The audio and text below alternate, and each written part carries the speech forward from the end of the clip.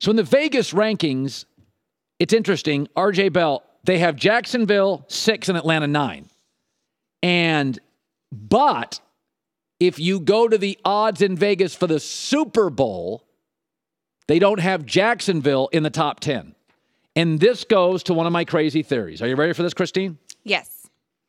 That I do not trust warm weather football teams in the NFL in the playoffs. Of the last 20 Super Bowls. Is that coincidence or because of the warm weather? Because of the warm weather. I've got a theory on this. Okay. The last 20 Super Bowl winners, Pittsburgh twice, New England 5 times, Baltimore twice, the Colts once, Seattle once, Denver 3 times, Green Bay once, New York Giants twice.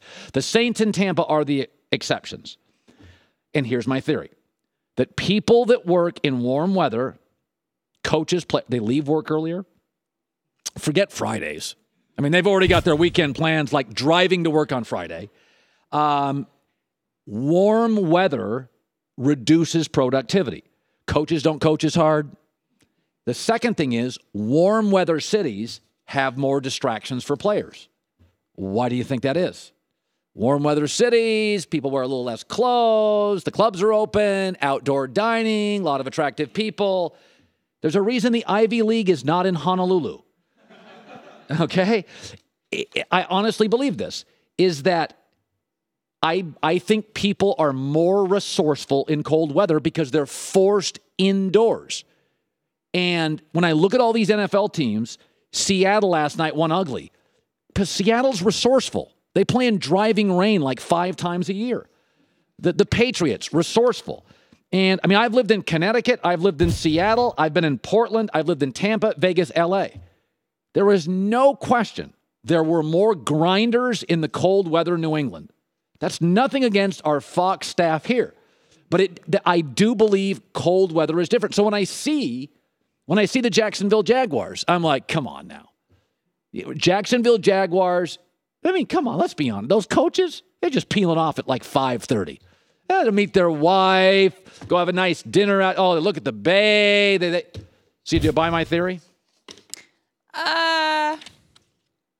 That's a no, isn't it? That's not really because Pepperdine is in like Malibu. Yeah, you ever met a Pepperdine person? They're Actually, the laziest people in the world. No, I had a meeting with someone who graduated from Pepperdine, and I was blown away last week. So smart. Well, I'm not saying you can't be smart and in warm weather. not at all lazy. Are you? Were they late to the meeting? Early, had everything prearranged, and came with great ideas. That's probably the president of Pepperdine University. Couldn't be a general student. No, he was younger than me. Okay. I don't know, maybe just blow it out of the water. I just always have had a theory on that.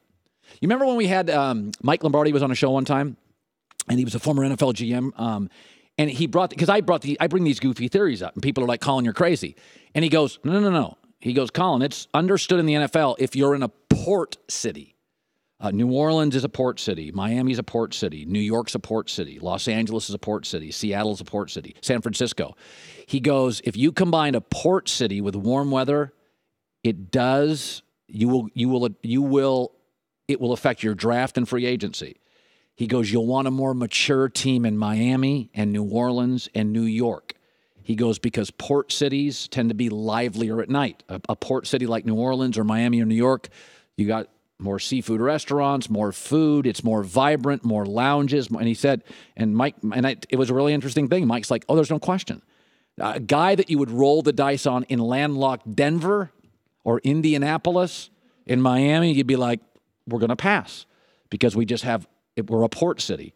So there is, and John, you looked up a study this morning. I'm not that crazy. No, that makes sense. Hi, everybody, and thanks for watching. We want you to subscribe here, to get the latest from the show.